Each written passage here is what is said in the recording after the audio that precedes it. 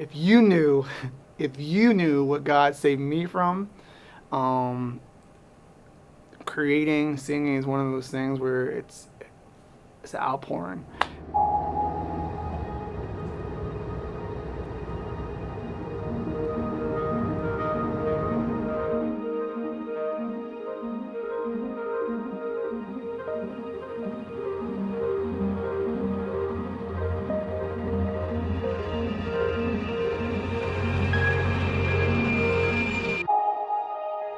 I was lying on a bed, and I had uh, I had pills laid out, and I was gonna commit suicide. I remember listening to a worship song, which is something that I didn't do. I just happened to listen to one, and I happened to read the Bible, the scripture, Romans 8:38-39 is the one that Paul says, "For I'm convinced that basically nothing here on this earth, inside of you, outside of you, no powers and principalities, nothing can separate you from the love of God that's in Jesus Christ, our Lord and Savior." That clicked for me, and I remember from that I ended up writing a song.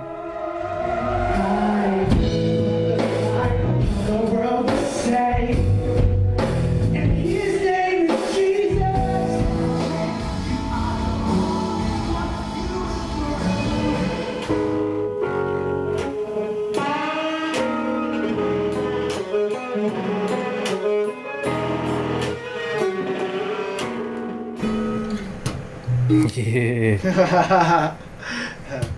For the longest time, success looked like doing music for a living at a high capacity, leading worship in a larger church, and having a significant impact on the worship. And I thought that was the case. Jason Brown, Forever Change. Go download it on iTunes. Check it out. And I thought success looked like having songs that people heard and liked and respected.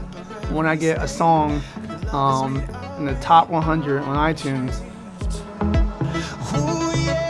and not have any sort of representation, not be a part of any label, not being a part of like a major mega church, and yet sing a song that I wrote alongside many of these songs that have all those things and all those resources. I still struggle with the idea of that's what success looks like.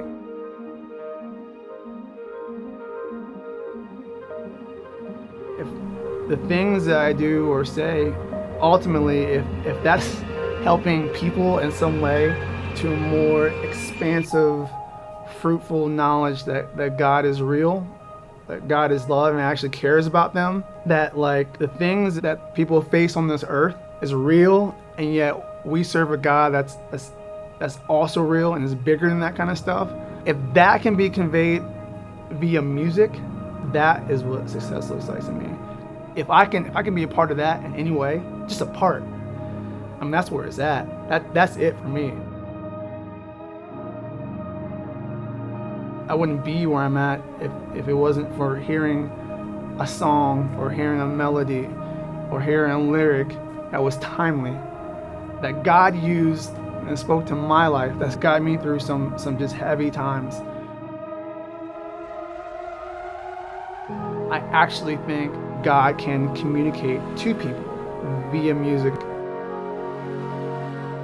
Worship, honestly, and leading worship is just communicating the gospel via music.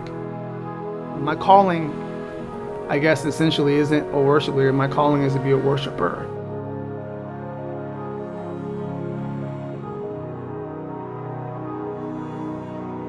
I get to lead worship and do it every Sunday. That to me is fun.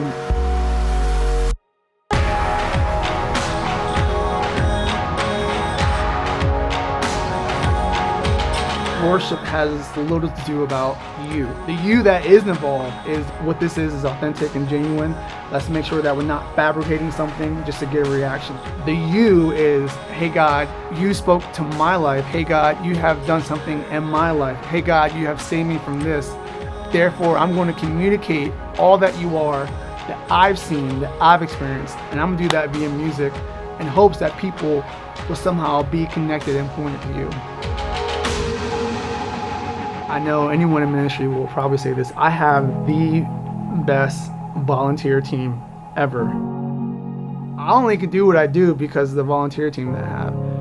It's not my ministry at all. It's their ministry. A couple years ago, I met a phenomenal woman who, from the day I met her, has believed in me.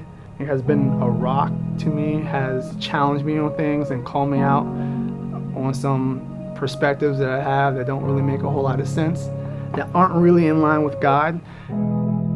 I married this woman. She encouraged me to do this, to follow the dream, to do music on a full-time basis, or to lead worship.